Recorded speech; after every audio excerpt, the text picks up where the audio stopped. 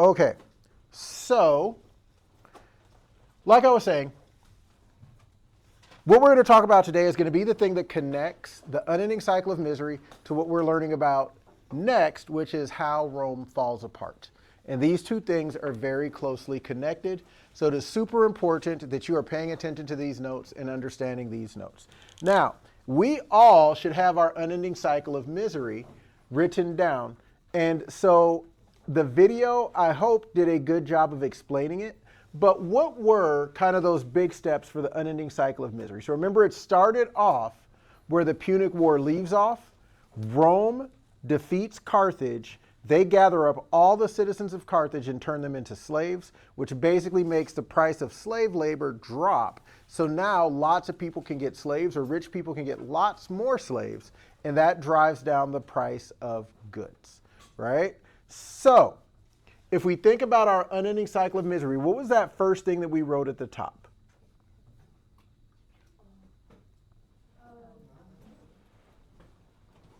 What was at the top of our circle? We should all have said circle. Thank you. Right. So basically, slave labor replaces paid labor, right? And so because of that, the people who have slave labor, what are they now able to do?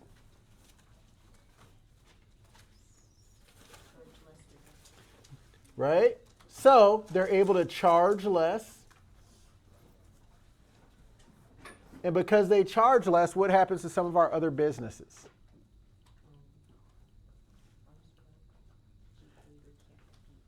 Farms without cheap labor can't complete. You all have this. It should not be two people answering this. This is not going to lie. You're part of your responsibility. So everybody should have these notes out. You should have them. We should all be able to answer this. So the third thing that happens is that small farms go out of business.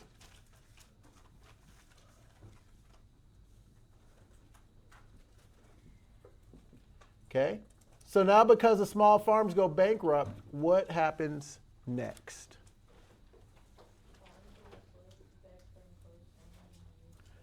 Yeah, because these farms go bankrupt, the farmers who have slaves, they're able to buy up that cheap land. So now the businesses that went out of business, the farmers who have slaves have bought that land. And if they bought that land, what do they need now? So what's our next step on the circle?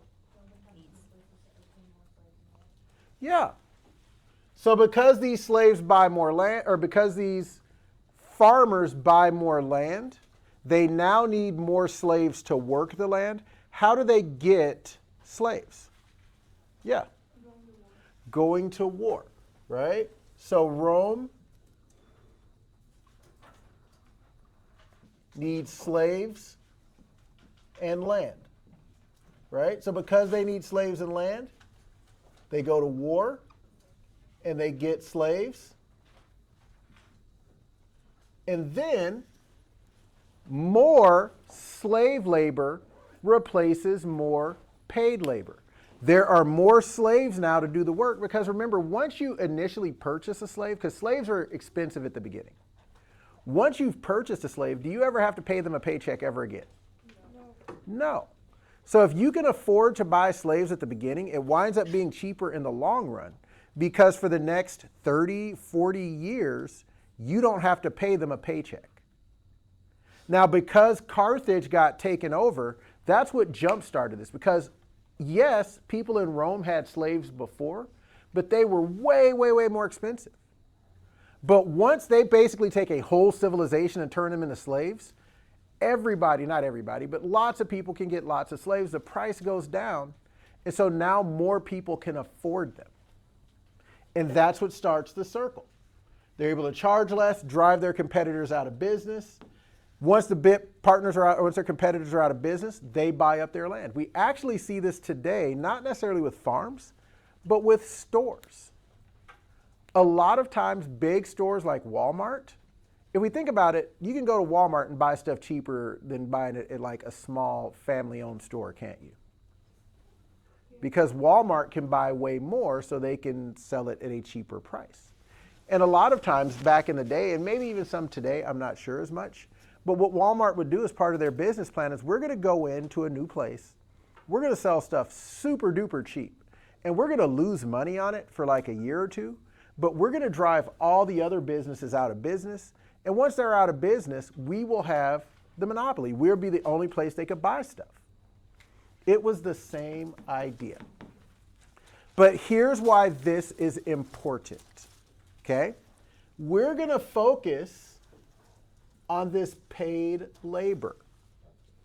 Because the people who were paid labor, it's a vocabulary word that we should know and remember.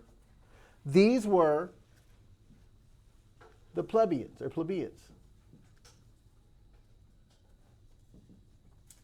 I don't remember if I spelled that correctly. I'll check later. But our plebeians, from our vocab, who were the plebeians in ancient Rome? Yeah.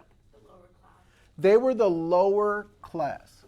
And even though it said lower class, I'm going to use a different word that I think is slightly more respectful and accurate. We're going to say they were the working class. Okay? Because lower class kind of makes it sound like they were bad people or things like that, or the fact that they didn't have money made them less. So the plebeians were the working class people. So here's what winds up happening. Because of our unending cycle of misery, more and more working class plebeians are going to be unemployed. They're going to lose their jobs. Okay, because there's so much slave labor, because Rome is always going and conquering new spots. You with me so far? Okay, so these working class people, they lose their jobs. They become unemployed. And again, does Mr. Seymour know this stuff, yes or no? Yeah. So if I'm writing it down, am I writing it down for me or for you? So if I'm writing it down for you, what should you be doing? You should be writing it down. I would say you can put it on the back of the paper where you did your unending cycle of misery. So our plebeians, they're going to become unemployed, okay? They're not going to have as many jobs available for them, okay? Now remember, the plebeians, they had a voice in government too. They were part of something called the assembly. This would be like the legislative branch, okay? So plebeians were part of the assembly, and they had a say in laws, okay? Now, they didn't have as big of a say as the patricians, but they have a say in laws. And finally, with our plebeians, the third big thing that we have to understand is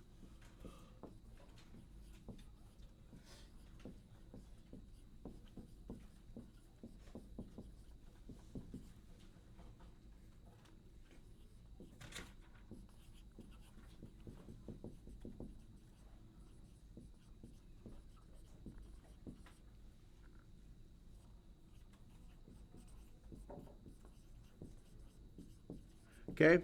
They would give their loyalty to a patrician. That A is important. They would give their loyalty to a singular patrician who would help them out. Because remember, they were unemployed, but they had a say in laws. So here's how it would work.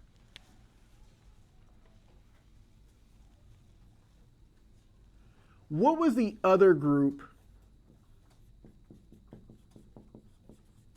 in Rome called for Roman citizens? Yeah. Patricians. And what were the patricians? Yeah. Right. And again, to kind of get away from things like upper class and lower class, we're going to call them the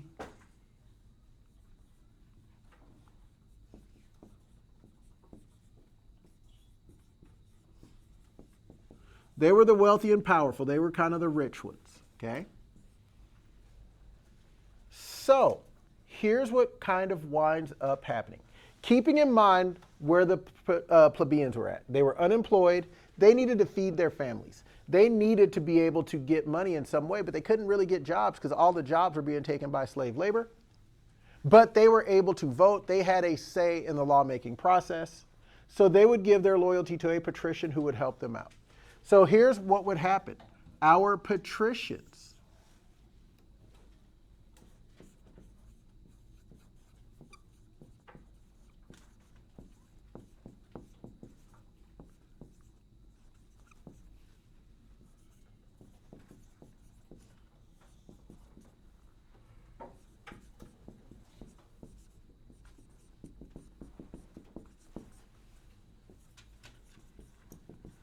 So the patricians would offer loans to the plebeians for their loyalty. And what loyalty meant was their votes in the assembly and military service.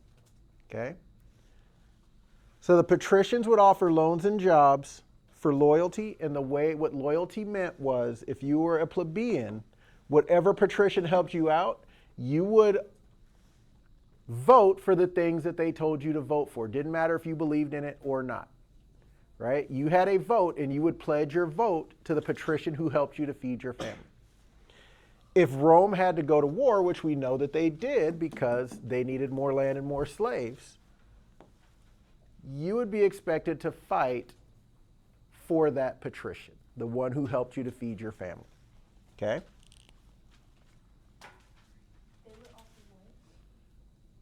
They would offer loans and jobs for votes and military service. Okay?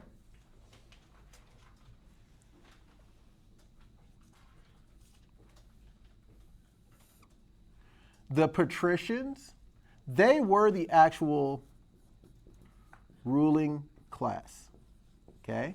So yes, citizens got a vote, but really the patricians were the ones who were the ruling class. Do you remember yesterday I told you one of the big differences between our republic in the United States and the Roman Republic was that in our republic, anybody can become part of the lawmaking ruling class. It doesn't matter if you're poor, if you're rich, your ethnicity doesn't matter, your gender doesn't matter.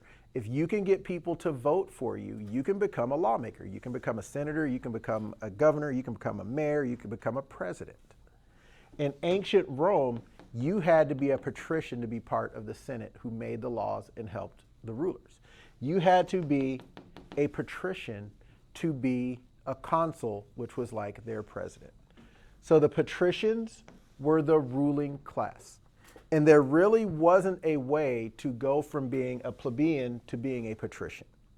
Okay? You were stuck if you were here. And that's another difference with our republic, right? In the United States, it is possible, doesn't matter how your family starts off, it is possible to work your way up to a wealthier position, right? That didn't really happen in ancient Rome. Okay? So here's what winds up happening, and here's the big deal. Okay?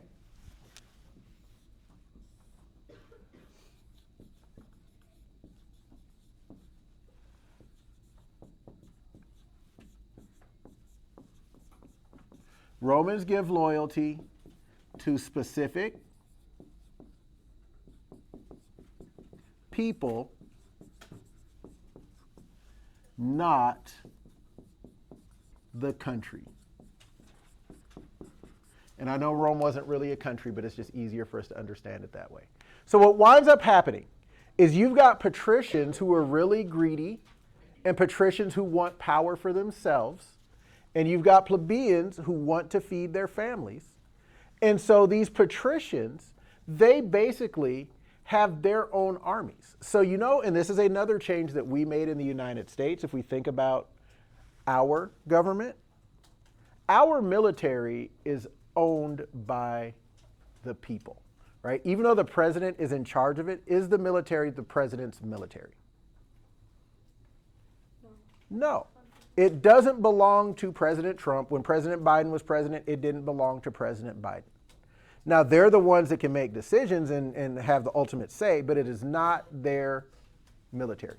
President Trump, if he's not president anymore, can't be like, come on, Marines, you're coming with me. President Biden, now that he's no longer president, cannot be like, come on, Air Force, we're going to go bomb wherever, right? The military belongs to the people. In ancient Rome, it was different. Rome didn't have a Roman military. What happened was the patricians would be responsible for gathering up an army. So if Rome was going to go to war, the consul would say, we're going to go to war. We need 20,000 soldiers. Depending on how powerful of a patrician you were, you would be responsible for getting soldiers. Some might have to give 10,000, some might have to give 500, whatever. But the patricians would then be responsible for getting a number of soldiers to fight for Rome. And so they would go to their unemployed plebeians and say, hey, we're going to war. You need to sign up for the military. You need to fight in my part of the army. The plebeians are like, okay, you're helping me feed my family. I will fight with you because I pledge my loyalty. So you can see how instead of being like loyal to the Roman government, the people who were doing the fighting were loyal to the patricians who were giving them money. And so this leads to things like civil wars. Because if I'm loyal to one patrician and Tia's loyal to a different patrician and Marcus is loyal to a different patrician, and the patrician who's helping me is helping me to feed my family, and the patrician who's helping Tia is helping her to feed her family, and the patrician who's helping Marcus is helping him to feed his family, and the patrician that I'm loyal to goes to war with Marcus's patrician, am I going to help Marcus out? No, because he's not helping me to feed my family. And this turns into civil wars and it turns into big problems for Rome. That's part of the reason why we do it differently in the United States.